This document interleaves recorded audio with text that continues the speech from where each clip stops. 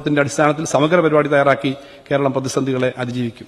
Sir, രണ്ടാമത്തെ അനിശ്ചിതത്വം സംസ്ഥാനങ്ങളോട് പൊതുവെയും കേരളത്തോട് പ്രത്യേകിച്ചുമുള്ള കേന്ദ്രത്തിന്റെ അവഗണനയിൽ നിന്നും ഉണ്ടാകുന്നതാണ്. നടപ്പ് വർഷം 2023-24 ആണ് കേരളത്തോടുള്ള അവഗണന അതിന്റെ പാരമ്യത്തിലെത്തിയത്. സുപ്രീംകോടതിയിലെ നിയമപോരാട്ടവും കോടതിക്ക് പുറത്ത് നടത്തുന്ന രാഷ്ട്രീയ സമരവും കാര്യങ്ങൾ മെച്ചപ്പെടുത്തുമെന്നാണ് പ്രതീക്ഷിക്കുന്നത്. ലോക്സഭാ തെരഞ്ഞെടുപ്പ് കഴിഞ്ഞാൽ കേന്ദ്രത്തിന്റെ നിലപാടിൽ അയവ് വരുമെന്ന് പ്രവചിക്കുന്ന വിദഗ്ധന്മാരുണ്ട്. കാര്യങ്ങൾ മെച്ചപ്പെടുമെന്ന പ്രതീക്ഷയിലാണ് ബജറ്റ് തയ്യാറാക്കുന്നത്. അതല്ല ധനവ്യവസ്ഥയെ കൂടുതൽ കേന്ദ്രീകരിക്കുന്ന നടപടിയാണ് കേന്ദ്രം സ്വീകരിക്കുന്നതെങ്കിലോ കേരളത്തോടുള്ള അവഗണന തുടരുകയാണെങ്കിലോ തീർച്ചയായും നമുക്ക് ഒരു പ്ലാൻ ബിയെക്കുറിച്ച് ആ ഘട്ടത്തിൽ ആലോചിക്കേണ്ടി വരും. സംസ്ഥാനം ജനങ്ങൾക്ക് നൽകുന്ന ആനുകൂല്യങ്ങളിൽ ഒരു വെട്ടുക്കുറവും വരുത്താൻ നമ്മൾ തയ്യാറല്ല. വികസന പ്രവർത്തനങ്ങളിലും ഈ ഘട്ടത്തിൽ നമുക്ക് പുറകോട്ട് പോകാൻ കഴിയില്ല. സർ, എന്ത് വില കൊടുത്തും വികസനക്ഷേമ പ്രവർത്തനങ്ങൾ തുടരും. പ്ലാൻ ബിയെക്കുറിച്ചുള്ള നിർദ്ദേശങ്ങളും ആലോചനകളും ഉണ്ടാകുന്നുണ്ട്. എന്തായാലും കേരള വികസന മാതൃകയുടെ നന്മകൾ നിലനിർത്തി മുന്നോട്ട് പോകാനുള്ള വഴി കണ്ടെത്തുക തന്നെ ചെയ്യും.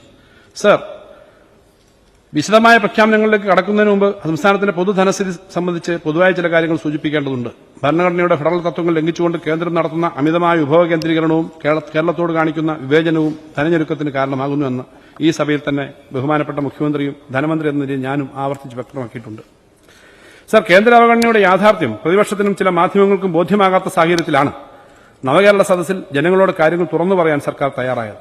ഇപ്പോൾ കേന്ദ്രത്തിന്റെ ഭാഗത്തു നിന്നും ന്യായീകരിക്കാനാവാത്ത അവഗണന ഉണ്ട് എന്ന് എല്ലാവരും അംഗീകരിക്കുന്ന നിലയുണ്ട്. സംസ്ഥാന സർക്കാരിനെ വിമർശിക്കുന്ന സാമ്പത്തിക വിദഗ്ധർ പോലും കേന്ദ്ര അവഗണനയുണ്ട് എന്ന് അംഗീകരിക്കുന്നു. കേന്ദ്രത്തിനെതിരായ സമരത്തിൽ ഞങ്ങളോടൊപ്പം ചേരാൻ തയ്യാറല്ലെങ്കിലും ഇപ്പോൾ പ്രതിപക്ഷവും അവഗണനയുണ്ട് എന്ന് സമ്മതിക്കുന്നുണ്ട്. ഇത് സ്വാഗതാർഹമാണ്. വൈകിയാണെങ്കിലും കേരളത്തോടുള്ള അവഗണന പാർലമെന്റിൽ ഉന്നയിക്കുമെന്നും പ്രതിപക്ഷം പറയുന്നുണ്ട്. സർ, ഇത് ജനങ്ങളെയാകെ ബാധിക്കുന്ന പ്രശ്നമാണെന്ന് കണ്ട് കേന്ദ്ര അവഗണനയ്ക്കെതിരെ സമരം ചെയ്യാൻ സ്വന്തം നിലയ്ക്കാണെങ്കിലും പ്രതിപക്ഷവും തയ്യാറാകണം എന്ന് അഭ്യർത്ഥിക്കുകയാണ്. സർ, സാമ്പത്തിക ബുദ്ധിമുട്ടുണ്ടെന്ന സർക്കാരിന്റെ പ്രസ്താവനയുടെ മറവിൽ കേരളത്തിലൊന്നും നടക്കുന്നില്ല, സംസ്ഥാനം പാപ്പരായിപ്പോയി, ട്രഷറിയിൽ പൂച്ചപറ്റി കിടക്കുന്നു എന്നൊക്കെയുള്ള പ്രചരണം ദുരുപദിഷ്ടമാണ് എന്നത് ആവർത്തിച്ച് പറയേണ്ടതാണ്. സർ, ട്രഷറി മുഴുവൻ സമയവും പ്രവർത്തന സജീവവുമാണ്. ട്രഷറിയുടെ പ്രവർത്തന നിരതയുടെ അളവുകോൽ എന്താണ്? സാധാരണഗതിയിൽ വരവും ചെലവും നല്ല രീതിയിൽ വർദ്ധിക്കുന്നുണ്ടോ എന്നല്ലേ നോക്കേണ്ടത്. വരവിലും ചെലവിലും എല്ലാ പൂർവ്വകാല റെക്കോർഡുകളെയും തകർത്തുകൊണ്ടാണ് ട്രഷറി പ്രവർത്തിക്കുന്നത്. 2020-21 സംസ്ഥാനത്തിന്റെ മൊത്തം ചെലവ് 1,38,884 കോടി രൂപയായിരുന്നു.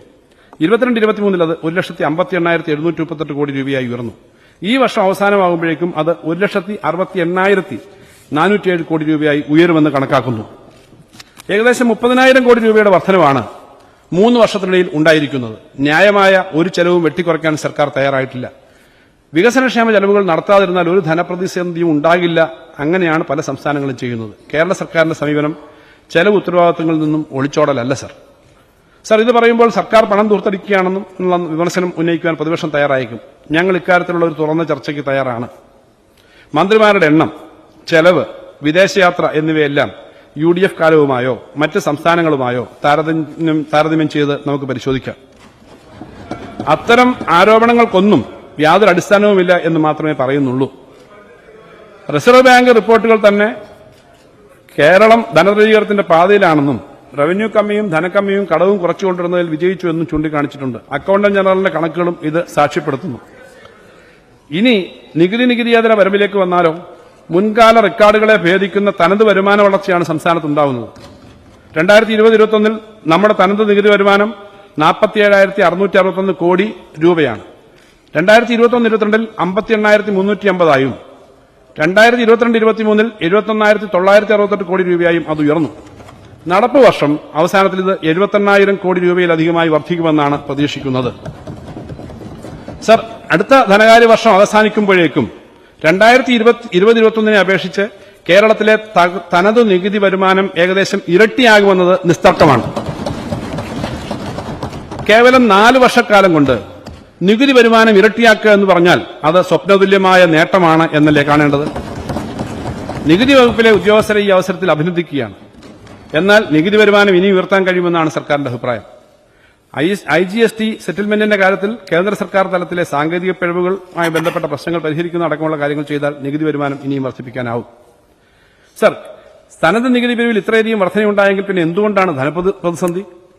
കേന്ദ്രം പിരിച്ചെടുക്കുന്ന നികുതിയിൽ നിന്നും കേരളത്തിന് അവകാശപ്പെട്ട നികുതി വിഹിതം കൂടി ഉൾപ്പെടുന്നതാണ് നമ്മുടെ ആകെ നികുതി വരുമാനം. റിസർവ് ബാങ്ക് ഓഫ് ഇന്ത്യയുടെ സ്റ്റേറ്റ് ഫൈനാൻസസ് റിപ്പോർട്ടിൽ അതിന്റെ കണക്കുകൾ കൊടുത്തിട്ടുണ്ട്. 2021-23 കണക്കനുസരിച്ച് 65 രൂപ സംസ്ഥാനം പിരിച്ചെടുത്താൽ 35 രൂപ കേന്ദ്രം തരും എന്നതാണ് ദേശീയ ശരാശരി. പക്ഷേ കേരളം 79 രൂപ തനത് നികുതി വരുമാനം പിരിച്ചെടുക്കുമ്പോൾ കേന്ദ്രം തരുന്നത് 21 രൂപയാണ്. അതായത് 100-ൽ 21 രൂപ മാത്രമാണ് ഏറ്റവും ഒടുവിലത്തെ കണക്കുകൾ അനുസരിച്ച് കേന്ദ്രത്തിന്റെ സംഭാവന. സർ, ഉത്തർപ്രദേശിന് ഇത് 100-ൽ 46 രൂപ കേന്ദ്രം നൽകുന്നു. ബീഹാറിന് 100-ൽ 70 രൂപ കേന്ദ്രം നൽകുന്നു. കേരളീയരോടുള്ള കേന്ദ്ര അവഗണനയ്ക്ക് RBI കണക്കുകളേക്കാൾ മെച്ചപ്പെട്ട തെളിവ് വേണോ? സർ, കേന്ദ്രം പിരിച്ചെടുത്ത് സംസ്ഥാനങ്ങൾക്ക് വീതം വെച്ച് നൽകുന്ന നികുതിയുടെ ഡിവിസിബിൾ പൂളിലെ കേരളത്തിന്റെ ഓഹരി 10ാം ധനകാര്യ കമ്മീഷൻ കാലത്ത് 3.87%. അത് 14ാം ധനകാര്യ കമ്മീഷനിൽ 2.5% ആയും 15ാം കമ്മീഷന്റെ ശുപാർശയിൽ 1.92% കുറഞ്ഞു. ഇതിന്റെ ഫലമായി 10,000-കണക്കിന് കോടി രൂപ കേരളത്തിന് നഷ്ടമായ കാര്യം ഇപ്പോൾ നാട്ടിലെല്ലാവർക്കും അറിയാം. ഇത് ഞങ്ങൾ ജനങ്ങളോട് പറഞ്ഞു. കേരളം വികസന നേട്ടങ്ങളുടെ പേരിലാണ് ശിക്ഷിക്കപ്പെടുന്നതെന്നും സർവർക്കും അറിയാം. ഉയർന്ന പ്രതിശീർഷ വരുമാനത്തിന്റെ പേരിലും ജനസംഖ്യാ വളർച്ച നിയന്ത്രിച്ചതിന്റെ പേരിലും കേരള ജനത ശിക്ഷിക്കപ്പെടുകയാണ്. എന്നാൽ സാമ്പത്തിക വളർച്ചയുടെ ഫലമായി ഉണ്ടായ ഗൌരവതരമായ 2ാം തലമുറ വികസന പ്രശ്നങ്ങളെ കേന്ദ്രം കണ്ടില്ലെന്ന് അടിക്കുകയാണ്. ജീവിതശൈലി രോഗങ്ങൾ കൂടുന്നതും പ്രായമായവരുടെ അനുപാതം കൂടുന്നതുമൊന്നും കണക്കിലെടുക്കുന്നില്ല. സർ, സംസ്ഥാനത്തോടുള്ള അവഗണന ഡൽഹിയിലെ സമരത്തിലും സുപ്രീം കോടതിയിലും എത്തിയിരിക്കുന്ന നിലയ്ക്ക് അതിനെക്കുറിച്ച് ബജറ്റ് പ്രസംഗത്തിൽ പരാമർശിക്കാതെ പോകാൻ കഴിയില്ല. നികുതിയിൽ മാത്രമല്ല കേരളത്തിന് നീതി നിഷേധിക്കപ്പെടുന്നത്. കേന്ദ്രത്തിന്റെ തന്നെ മാനദണ്ഡങ്ങൾ അനുസരിച്ച് നടപ്പ് വർഷം കേരളത്തിന് അനുവദിക്കേണ്ട വായ്പ എടുക്കാത്ത പബ്ലിക് അക്കൌണ്ടിന്റെയും മറ്റും പേരിൽ ധനകാര്യ വർഷത്തിന്റെ മധ്യേ വെട്ടിക്കുറയ്ക്കുകയാണ് ചെയ്തത്. സർ, സംസ്ഥാനത്തിന് ലഭിക്കേണ്ട കേന്ദ്രവിഹിതത്തിൽ 57,400 കോടി രൂപയുടെ വെട്ടിക്കുറവ് വരുത്തിയതിനെ സംബന്ധിച്ച് മുൻപേ പറഞ്ഞിട്ടുള്ളതാണ്.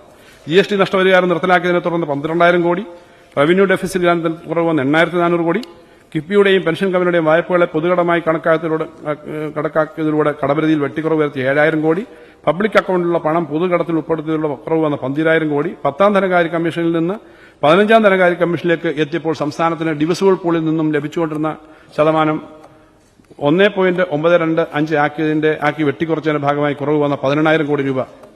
ഈ വെട്ടിക്കുറവ് വീണ്ടും വർദ്ധിച്ചു വരികയാണ്. ഇത്തരം പ്രശ്നങ്ങൾ കർണാടക ഉൾപ്പെടെയുള്ള സംസ്ഥാനങ്ങൾ ചൂണ്ടിക്കാട്ടുകയുണ്ടായല്ലോ.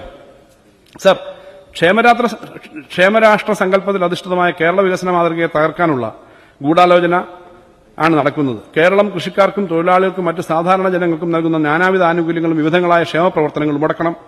ക്ഷേമപ്രവർത്തനങ്ങൾ പെൻഷൻ വാങ്ങുന്നവരെയും റേഷൻ കടകളെയും സർക്കാർ ആശുപത്രികളെയും സപ്ലൈകോ ഔട്ട്ലെറ്റുകളെയും ആശ്രയിക്കുന്നവരെയും സംസ്ഥാന സർക്കാരിനെതിരെ തിരിച്ചുവിടണം എന്ന് വെച്ചാൽ ഞങ്ങൾക്ക് തന്നെ എതിരായി തിരിച്ചുവിടുക എന്ന കുടിലബുദ്ധിയാണ് പ്രവർത്തിക്കുന്നത്. ഈ ആനുകൂല്യങ്ങൾക്ക് അർഹരാകുന്നത് പൊതുവിൽ തൊഴിലാളികളും ദരിദ്ര കൃഷിക്കാരും മറ്റ് അവശ്യ ജനവിഭാഗങ്ങളുമാണ്. അവരിലേറെയും ഇടതുപക്ഷത്തെ സ്നേഹിക്കുന്നവരും നിലനിർത്തുന്നവരുമാണ്. അവരെ തന്നെ അവരുടെ സർക്കാരിനെതിരെ തിരിച്ചുവിടാനാണ് ശ്രമിക്കുന്നത്. സർ, ഇവിടെ ഒരു കാര്യം വ്യക്തമാക്കാൻ ആഗ്രഹിക്കുകയാണ്. ഈ ആനുകൂല്യങ്ങൾ വെട്ടിക്കുറയ്ക്കാനല്ല, കാലോചിതമായി ഉയർത്താനാണ് ഞങ്ങൾ നിലകൊള്ളുന്നത്. അതാണ് ഞങ്ങളുടെ രാഷ്ട്രീയ അന്തസത്ത. അതിനുവേണ്ടിയാണ് ഇടതുപക്ഷ ജനാധിപത്യ മുന്നണി പ്രവർത്തിക്കുന്നതും അധികാരത്തിലെത്തിയതും. ഈ ആനുകൂല്യങ്ങൾ നിലനിർത്താനും വർദ്ധിപ്പിക്കാനും സംസ്ഥാന സർക്കാരിന്റെ ഭരണഘടനാപരമായ അധികാരങ്ങളെയും അവകാശങ്ങളെയും സംരക്ഷിക്കേണ്ടതുണ്ട്. അതിനുവേണ്ടിയിട്ടാണ് ഡൽഹിയിൽ സമരം സംഘടിപ്പിക്കുന്നതും സുപ്രീം കോടതിയിൽ നിയമപോരാട്ടം നടത്തുന്നതും. ഇവ രണ്ടിലും മുഴുവൻ കേരളീയരുടെയും പിന്തുണ അഭ്യർത്ഥിക്കുകയാണ്. സർ, സംസ്ഥാന സർക്കാരിന്